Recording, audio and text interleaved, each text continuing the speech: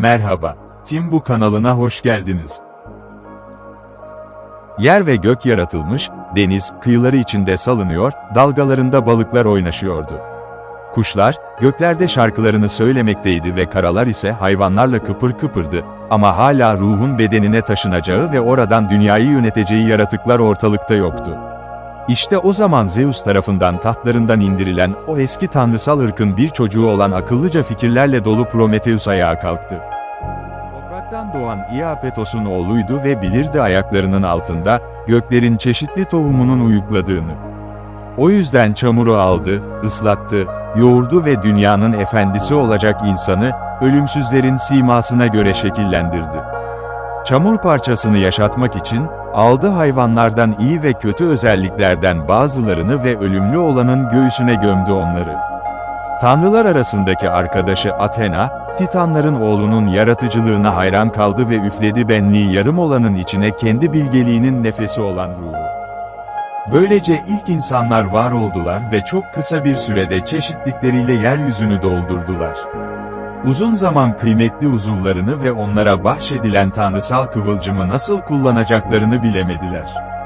Bakarak görmeleri boşumaydı, dinleyerek duyamadılar, hayali şekiller gibi amaçsızca ortalıkta dolaştılar, yaratılıştan ve onun anlamından haberleri yoktu. Taşları topraktan çıkarma ve işleme, çamurdan tuğla yapma, ormandan kestikleri ağaçtan kereste yapma ve bunlarla ev inşa etme sanatı onlara tamamen yabancıydı.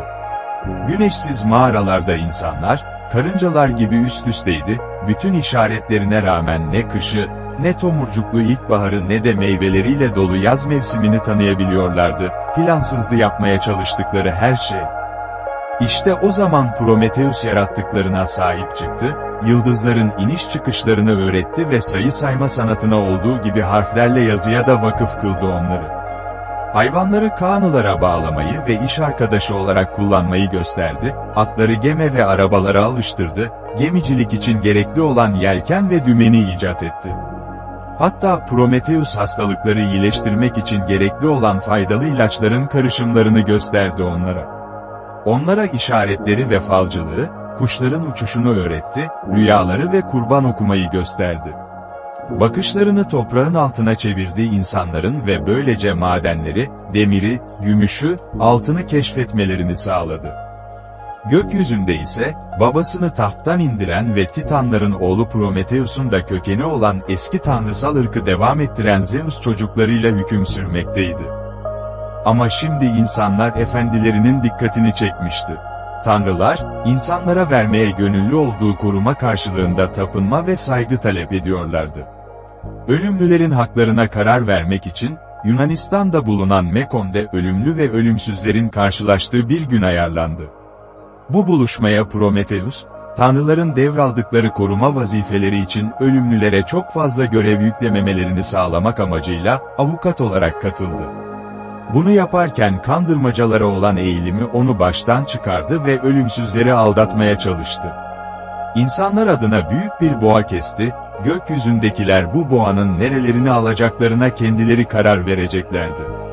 Ama o hayvanın parçalanmasının ardından iki küme yapmıştı, bir tarafta et ve yağları hayvanın derisinin içine yerleştirip üstüne işkembeleri örtmüştü, öbür kümeye ise ki bu daha büyük olanıydı kurbanın beyaz derisinin içine yapay bir şekilde yerleştirilmiş etsiz kemikler vardı. Tanrıların babası ve her şeye kadir olan Zeus, aldatmacayı fark etmişti. "Iapetos oğlu," diye seslendi, "İyi dost, ne kadar adaletsiz bir dağıtım yaptın sen böyle." Prometheus ise aldatmacasının işe yaradığını düşünerek, cevap verdi, "Saygıdeğer Zeus, sonsuz tanrıların en büyüğü, kalbinin seçmeni tavsiye ettiği payı seç." Zeus sinirlenmesine rağmen birden iki eliyle beyaz derili kümeyi seçti. Ortadan ikiye ayırdığında beyaz çıplak kemikler ortaya çıkınca, sanki aldatmacayı yeni fark etmiş gibi yaptı. "Görüyorum ki," diye kızdı, "aldatma sanatını henüz unutmamışsın." Tanrıların babası Prometheus'tan intikamını nasıl alabileceğini düşündü ve bunun sonucundan sevgili kullarından yani ölümlü insanlardan, yaşamak için ihtiyaç duydukları ve en son verilecek olan ateşi esirgedi. Ama bunun için de Iapetos'un akıllı oğlunun bir çözümü vardı. Dev rezenenin uzun sapını aldı ve oradan geçmekte olan güneş arabasına yaklaşarak uzun boruya benzeyen sapı ateşe verdi. Kavıyla beraber yeryüzüne indi ve kısa bir süre sonra ilk odun ateşi göklere doğru yükseldi. İnsanların arasından, çok uzaklardan görünen ve her şeyi aydınlatan ateşin yükseldiğini görmek, tanrıların babasının acı çekmesine neden oldu. Ama bu ateşi artık ölümlülerden geri alamayacağından, onlar için bir kötülük düşündü. Çok meşhur yetenekli bir demirci olan ateş tanrısı Hephaistos'u, muhteşem güzellikte bir kızın heykelini yapmasını için görevlendirdi. Prometheus'un bir arkadaş olarak kaybettiği Athena, kendi elleriyle heykelin üstüne beyaz bir giysi attı ve yüzüne beyaz bir duvak örttü, Bakire'nin kafasını beyaz çiçeklerle taçlandırdı ve Hephaistos'un babası için sanatsal bir beceriyle, göz alıcı hayvan motifleriyle süslediği altın renkli bir bezle sardı. Tanrıların habercisi Hermes bu zerafeti konuşturmak, Afrodit ise cazibesini vermekle görevliydi. Ve Zeus heykele, herkes tarafından hediye alan anlamına gelen Pandora ismini verdi, çünkü ölümsüzlerin her biri ona, insanlık için birer felaket vermişti. Bunun üzerine tanrıların babası Bakire'yi, ölümlülerin gökyüzünden gelenlerle zevkli vakit geçirdikleri dünyaya getirdi.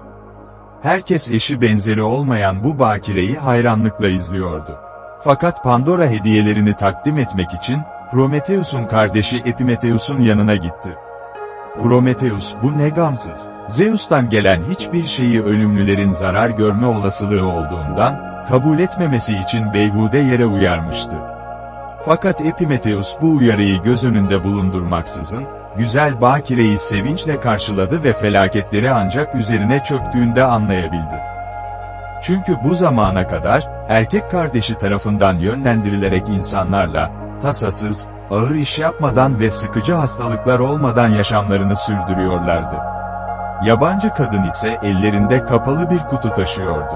Epimetheus'un evine varır varmaz, bu kutunun kapağını bir anda açtı, o saniyede kutunun içinden birçok felaket dışarı sızdı ve korkunç bir hızla tüm dünyaya yayıldı. En alt tarafta gizli bir tek hayırlı şey vardı, ümit. Tanrıların babasının tavsiyesi üzerine, ümit dışarıya uçamadan Pandora kapağı tekrar kapattı ve sonsuza kadar onu oraya kilitledi. Bu esnada akla gelebilecek her türlü sefalet, toprağı, suyu ve havayı kapladı. Hastalıklar gece gündüz insanlar arasında sinsiz dolaşmaya başladı, dünyayı hastalık ateşi sardı ve daha önceleri ölümlülere yavaşça yaklaşan ölüm, adımlarını hızlandırdı. Bundan sonra Zeus intikam ateşiyle Prometheus'a yöneldi. Suçluyu Hephaistos ve hizmetkarlarına devretti. Onlar da onu Skyth çöllerine götürüp Kaukaşis dağında korkunç bir uçurumun üstünde bulunan bir kaya duvarına, açılması mümkün olmayan zincirlerle bağladılar.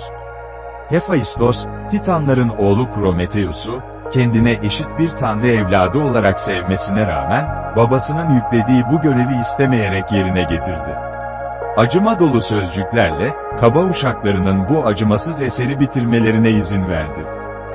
Ve böylece Prometheus, dağların bu keyifsiz çıkıntısında, uykusuz ve dimdik, yorulan dizine asla bükemeden asılı kaldı.